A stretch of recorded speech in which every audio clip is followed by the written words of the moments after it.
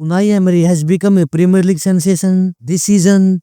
Emery has a great track record in converting mid-table teams into top 4 side, from qualifying for Champions League football with Valencia, with 3 Europa League titles with Sevilla, 1 with Villarreal in their first season, to transforming Aston Villa into a top 4 side in Premier League.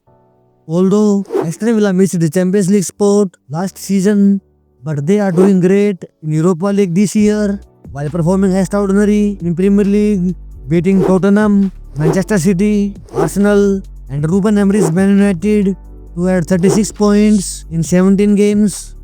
Unai Emery is well known for his tactical adaptability, so let's see what tactical principles Emery is using in this Aston Villa side. Emery is using 4-2-3-1 formation in Villa, starting from build-up. 4 defenders spread wide to stretch the opponent pressing, and 2 pivots stay diagonal around the box to rotate the possession. Here, if these 2 pivots stay parallel, then opponents can easily block them, and it also restricts their movement. Rather, if they stay diagonal, they create more space for movements to move the ball with first time pass to fullbacks. The role of these 6 players is to attract opponents closer to the box to create space in this area of the pitch. Now here, Tielemans and McGinn are playing in attack. Both natural midfielders drop in this space to receive a long pass from defenders. As they are midfielder, they can easily hold the ball and link up with the other player to start the attack. This progression is also favored by playmaker style of Watkins, who like to drop when there is space available, as 5 opponent players press high, and if defenders are busy with Tielemans and McGinn, Watkins find it more effective to drop and carry the ball for attack. For example, in this clip, Villa goalkeeper have the ball with 4 defenders wide and 2 pivots in center.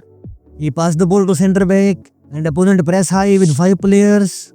Now there is large space behind this pressing, and center forward left the ball to center mid with Villa moving to mid block. Again in this clip, Villa goalkeeper have the ball and defenders are in same usual shape. Pau Torres receive the ball and 5 opponent players are involved in pressing, leaving a large space behind. McGinn was inside, marked by opponent defender, but Watkins moved on the left to receive the ball and will attack from here with 6 players. In mid block to final third transition, the movement of fullbacks plays an important role. Both McGinn and Rodgers can play inside, leaving room for fullbacks to join the attack. Right back Matty Cash likes to play on the wing, letting McGinn to move inside, creating a 3-5 structure to overload the opponent defense line. But this is less favorable scenario in Villa's game, and here comes the role of Maddison, whose movement drive Villa to create chances. Maddison can do both. He can play wide on the flank, letting Rodgers to move inside, and he can also invert in midfield to use the half space, while Rodgers stay on the flank to use the width for 1v1 with the opponent fullback. For example, in this clip, Villa is rotating the possession in mid block.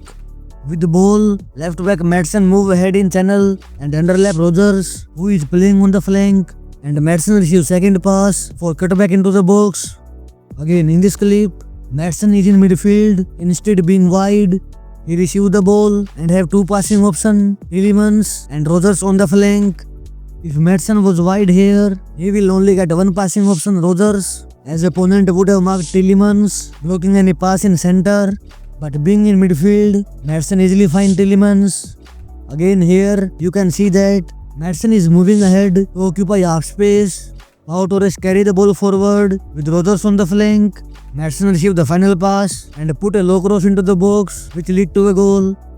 In other case, when Maddison moved to the flank, Rodgers gets the freedom to move inside to attack the opponent defense line. For example, in this clip, Villa moving the ball in mid block and Maddison is making run on the flank with Tielemans and Rodgers in center. Opponent tried to cover Tielemans, leaving Rodgers free in center. Rodgers received the ball and hit it hard from outside the box for a screamer. In addition to this, movement of Watkins is also very effective to move the ball ahead and to dominate in opponent half.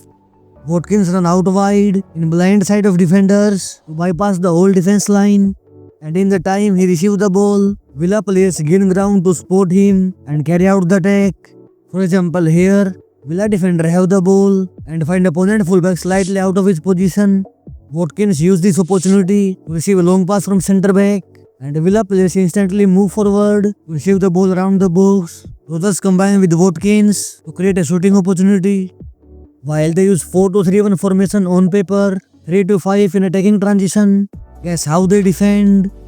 Aston Villa half of possession use 4-4-2 formation with two compact line of 4 players led by 2 narrow forwards, makes it difficult for opponents to move through the center.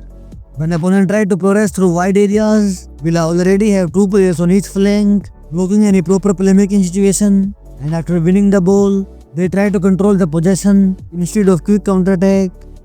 Overall, Unai Emery is no sort of a tactical genius, but what do you think of him? Comment below, leave a like, subscribe, and thanks for the watching.